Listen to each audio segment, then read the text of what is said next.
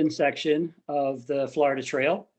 I had billed this as the Eglin Nokuse section of the Florida Trail.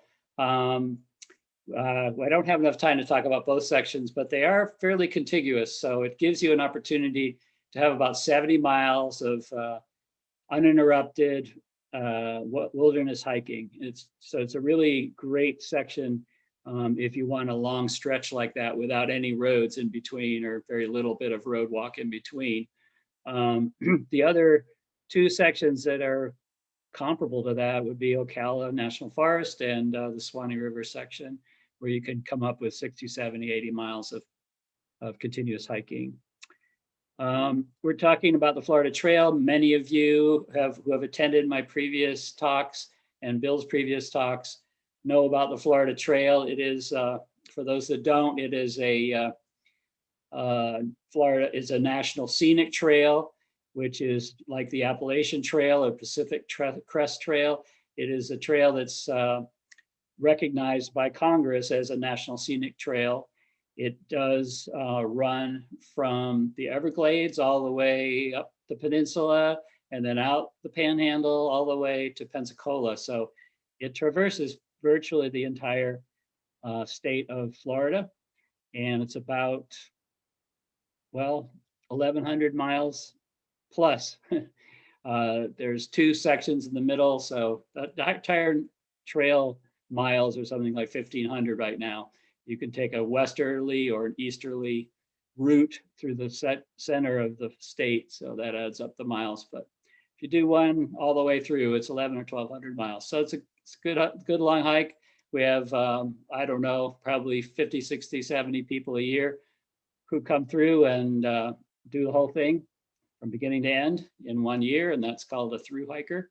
Most of us civilians just go ahead and do little hikes here and there, day hikes, or we do several day hikes. I'm going to be talking about a 4-day hike through this Eglin section. And Eglin is in my top 3 favorite sections of the Florida Trail. It is just beautifully maintained. One thing I should mention also is the Florida Trail is maintained almost completely by volunteers. So there are different sections of the trail that have different groups, and they have volunteer groups that go out and maintain those sections, and they take responsibility for the section. I believe we have tonight the section leader for the Eglin section. His name is Keith Lefebvre, and I met him when I was out there. He helped me with a ride back to my car, and we got to know each other. And he was very interested in our presentation on his section. So he's the expert. So we'll let him weigh in, and maybe he'll type some things into the chat and correct me where I make some mistakes. But it is really wonderfully maintained. They say it's just gorgeous. It's a real joy to walk through this section. It's just a beautiful forested section. It's just pristine. It's been a preserved forest for over 100 years. Every few miles you have a creek. That's pretty unusual with Florida. I mean, any kind of trail, your water sources when you're going for several days are, critical because you can't carry all your water. So we tend to get water from natural sources and filter it along the way. And here it's just no sweat at all. I mean, just gorgeous, clear, spring-fed creeks every few miles. And because of those creeks, it kind of has this up and down elevation change, like really nowhere else on the Florida Trail that I've seen. And hold on, let me let these people in.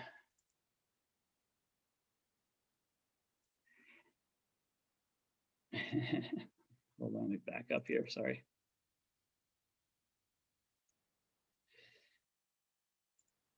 And so that's really cool.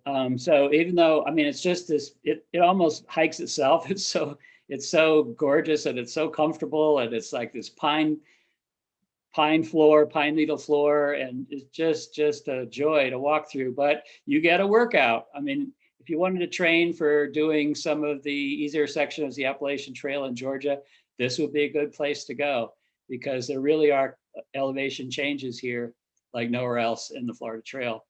The amenities are wonderful. There's solid bridges in good condition.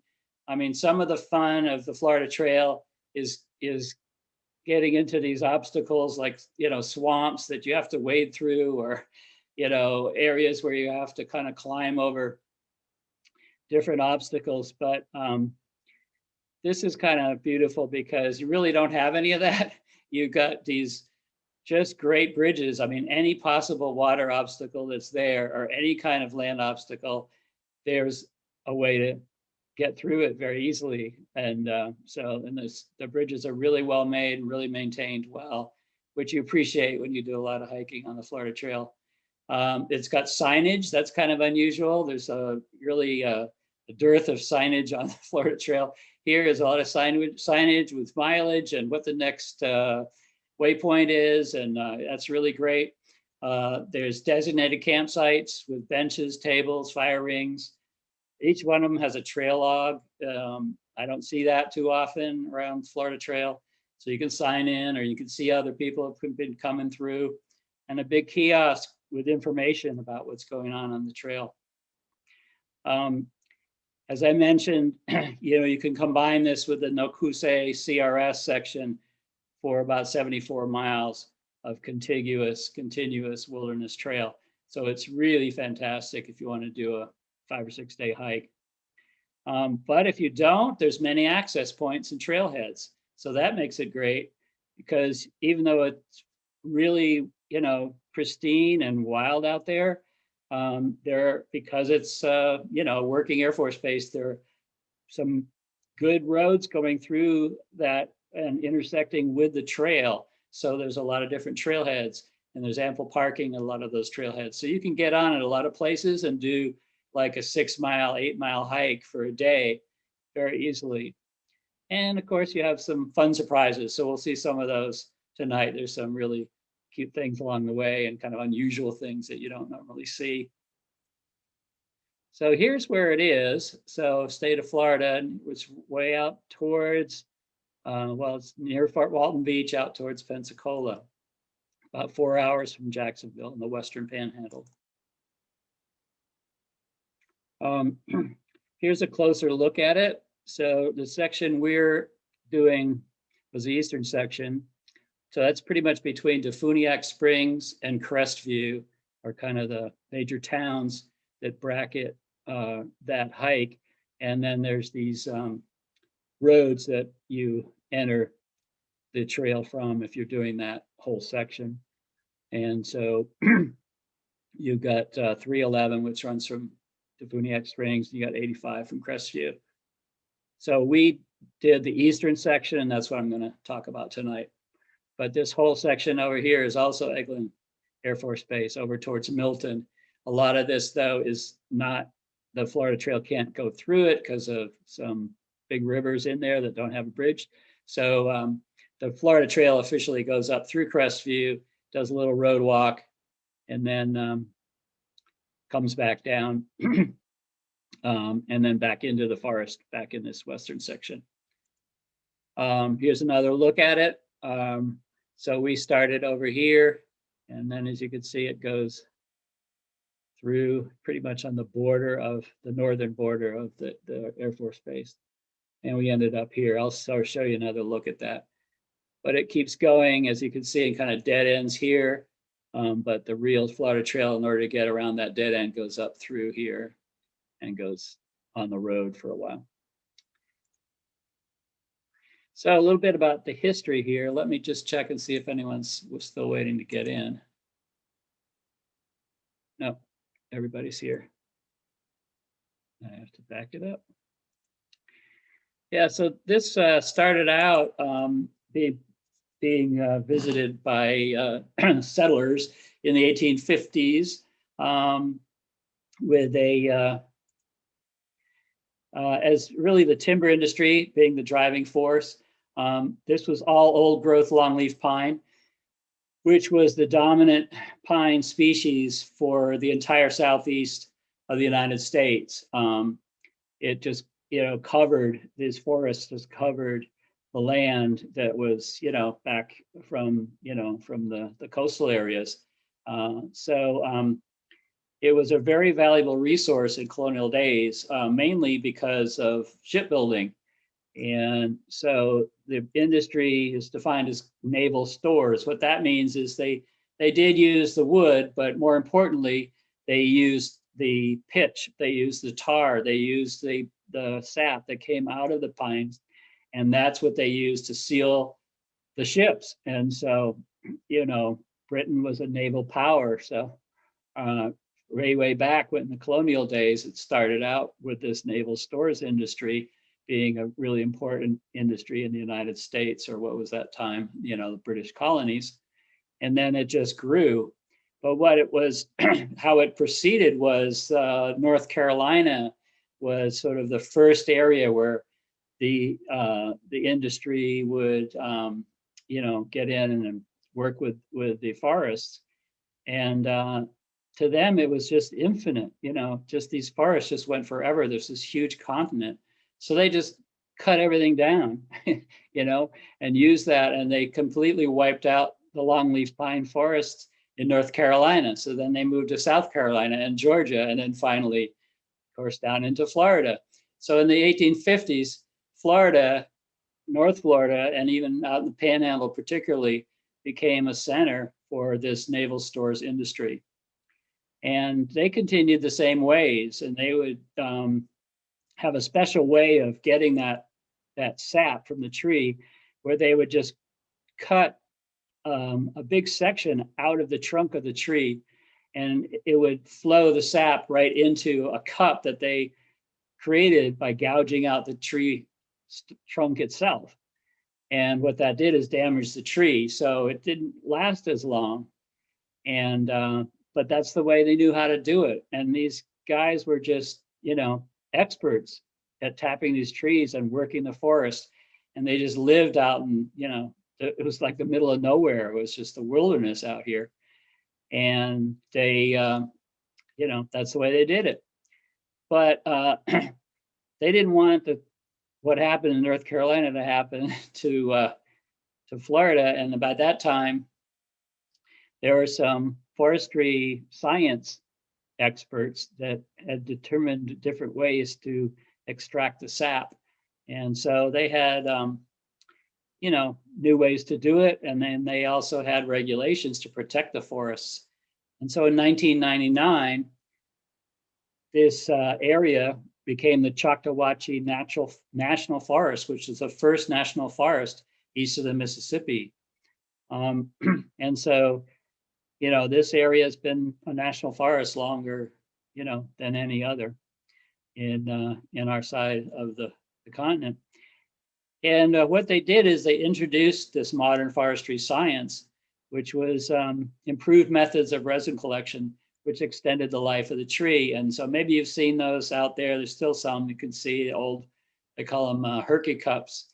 And so they were clay cups, and they were attached to the tree. And then there was a way to just make small slices into the tree to drain the resin.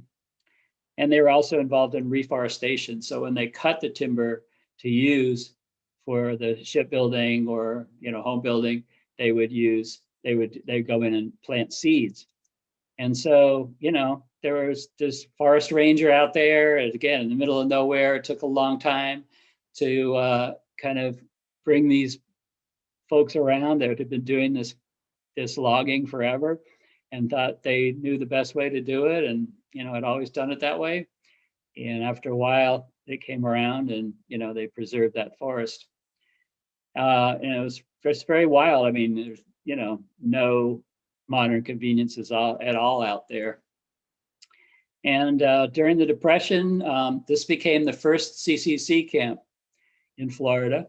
And so they built some ranger stations, and they built some other buildings down near what's now Niceville, Florida. And then in 1937, they established an airfield called Eglin Field.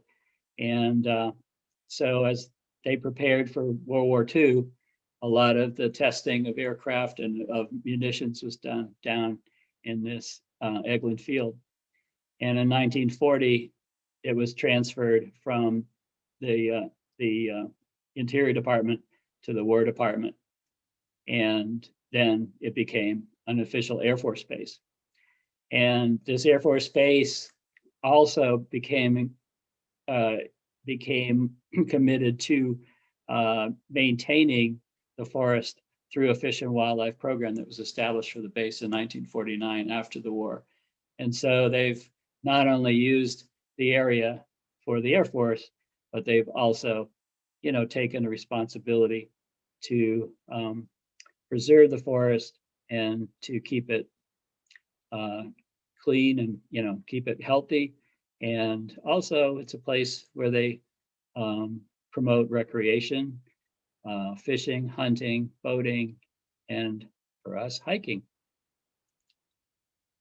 So it is an active Air Force base.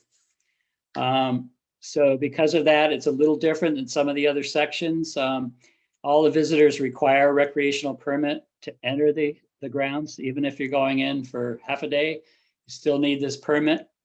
You can get it online at the link I have here, the isportsman.net, or you can just call the Air Force Base at that number there. And if you're going to camp, it requires a camping permit of $5 a day. If you're a through hiker, which they define as being someone hiking in from more than 50 miles from the Eglin boundary, then everything's free, but you still got to get the permit.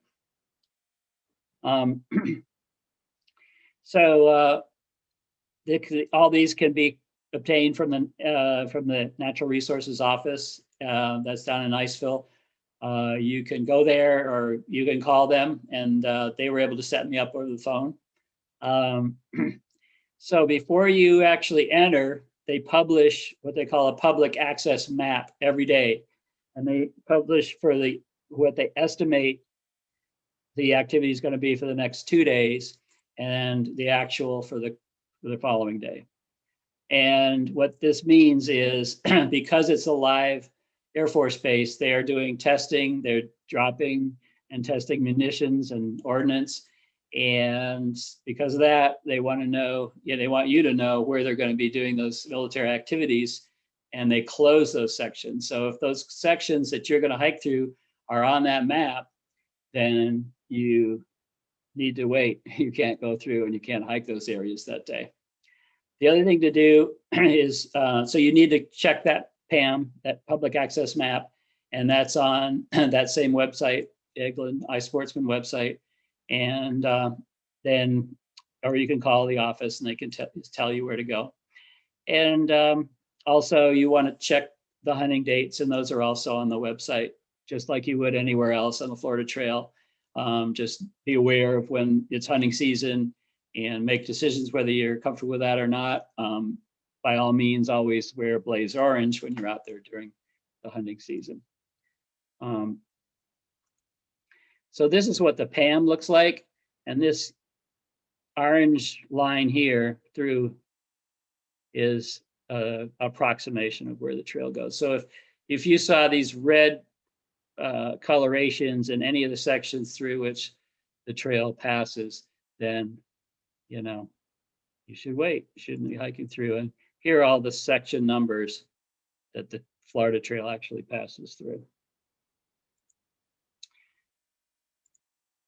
So here's our hike that we did. We started over here at the Eglin portal on 331, and we took that to the Alaqua Trail. The Alaqua campsite. That's about a 10-mile hike in, and then we went the next day from Alaqua to the Red Deer campsite. That's about 15 miles, and then third day we went to Walton Pond, and that's about another 10 miles, and then last day we took about 7 miles. Got out to the Pearl Trailhead, which is on this major road leading to Crestview, which is 85. So here's some pictures from the hike, and you can see how beautiful it is. So these longleaf pine canopies It's just open forest on the sandhill habitat. It's just pristine. It's just gorgeous, and it's so Florida. It gave way before this campsite to some hardwood forests, and they were dominated with this Dahun holly, which is all in fruit at the time. We did this just before Thanksgiving. Here's one of the first campsites you come across, the Eglin Portal campsite. Again, you can see the nice signage. Here's one of the first creeks. This is Blount Creek. And like I mentioned, these creeks cross the trail every mile or two in Eglin. They have all kinds of varieties of different bridges to get across. This one's just a plank, and it's got you can't see it too well, but it's got a wire guy rope that you can hang on to, and it guides you through. Pretty soon you come to this thing called the wall. I don't know how well you can see that, but it's out of nowhere. There's just this wall of earth. I mean, it's like the whole thing just raised up. The whole floor of the forest just raised up. And so they provide you a little ladder to climb up, and you can see it from the top looking down. So that's a little fun stuff. Here's the Alaqua Creek Bridge. This is one of the bigger creeks and one of the bigger bridges. You can see how well made this bridge is. Again, just a joy to hike through here. Another kind of bridge over Okie Creek.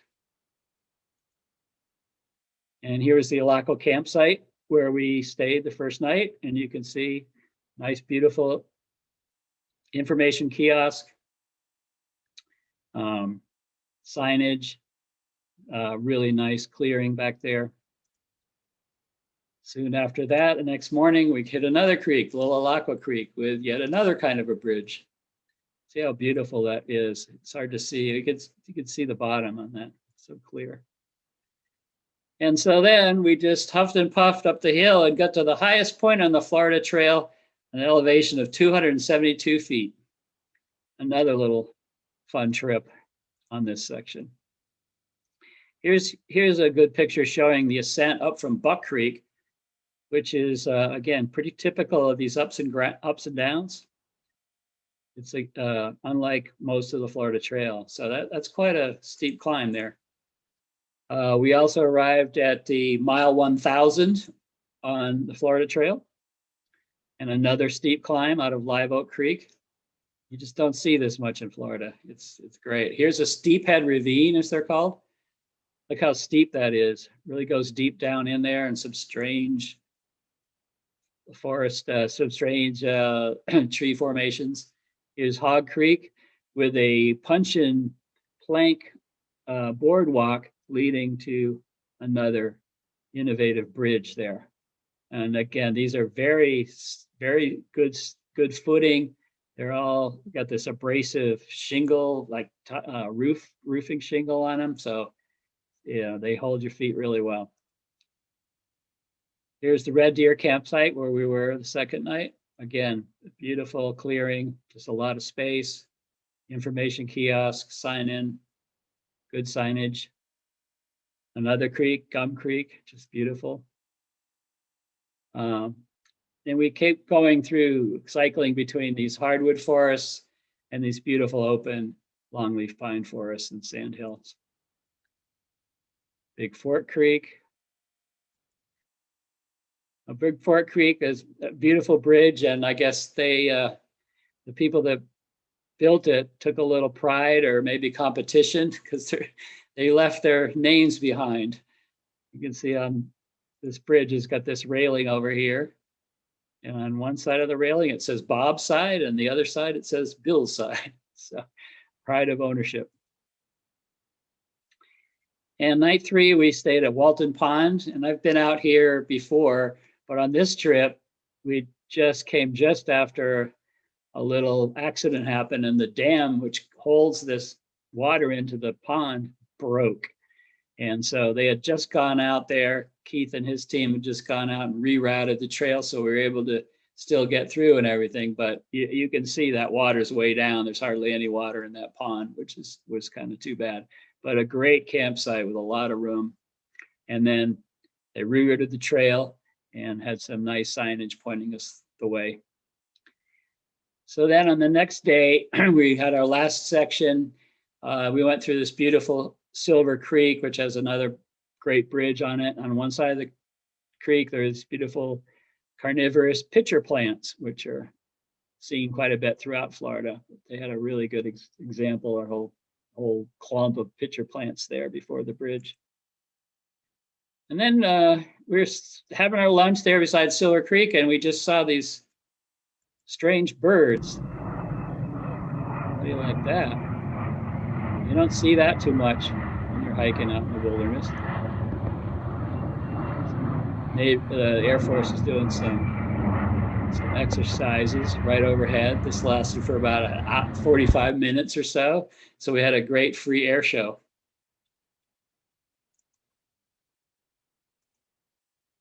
The last creek we went past was Pearl Creek, and we're getting down into what they call sort of a tie-tie. There's trees, these little trees with that low, scrubby kind of growth are called tie-tie. Very thick, very difficult to cut through, but they've managed to give us a nice trailhead through here, a nice trail through here, and a nice plank bridge, and then the bridge over the creek. And that was our last creek before we came out on the road. And that's my presentation for tonight. So